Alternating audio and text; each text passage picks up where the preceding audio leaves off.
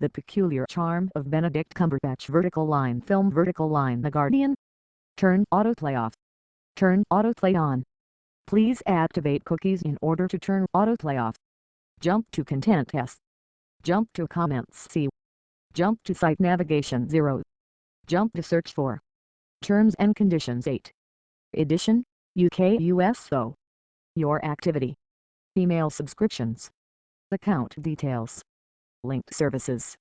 Profile mobile. About us. About us. Australia team. Contact us.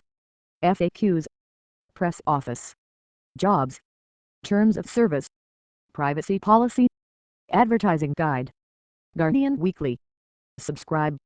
How to subscribe. Guardian Weekly. Email services. Ebony. Android.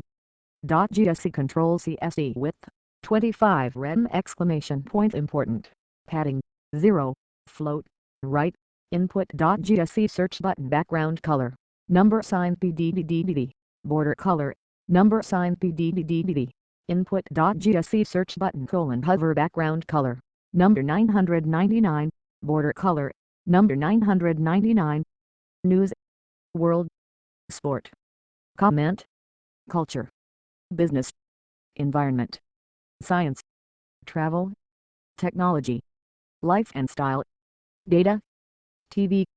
Video. Culture. Film. The Fifth Estate. The peculiar charm of Benedict Cumberbatch. Sherlock Holmes made him an unlikely superstar. Now Benedict Cumberbatch is taking on Julian Assange in The Fifth Estate. He talks about email warnings from the WikiLeaks founder, his crush on Matt Damon, and why Chelsea Manning deserved her sentence. Share. Tweet this. Email. Decorate content. The Guardian, Saturday, September 14, 2013. Jump to comments. Benedict Cumberbatch received an email from Julian Assange asking him not to appear in The Fifth Estate. Yeah, thought it was amorally wrong. Photograph.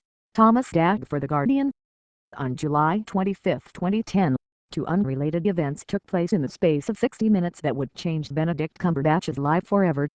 At 9 p.m. that evening, the BBC broadcast episode 1 of Sherlock. At 10 p.m., The Guardian, The New York Times and Der Spiegel published the first installment of the Afghan war logs, courtesy of WikiLeaks. The Fifth Estate. Production year, 2013. Directors, Bill Condon. Cast, Benedict Cumberbatch, Daniel Bruhl, Laura Linney, Peter Capaldi. More on this film. Cumberbatch wasn't aware of the second event that night, because by then his name was trending on Twitter and his phone was going berserk. The actor was watching himself soar from respectable levels of critical acclaim into the stratosphere. Afghan war logs were the last thing on his mind.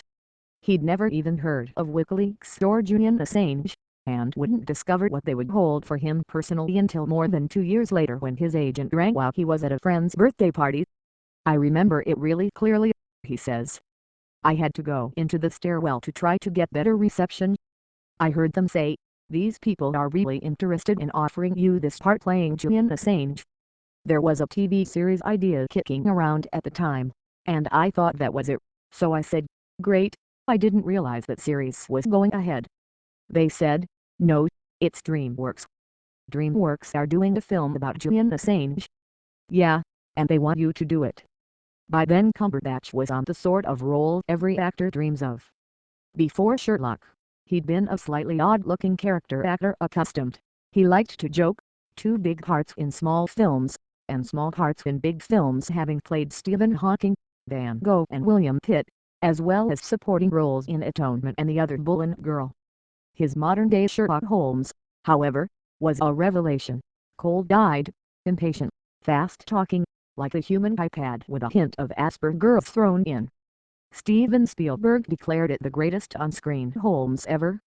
Since the first series, watched by nearly 10 million in Britain alone, Cumberbatch had starred in War Horse, Star Trek Into Darkness and Tinker Tailor Soldier Spy, won an Oliver for his performances in Danny Boyle's Frankenstein at the National, and been voted the sexiest man alive.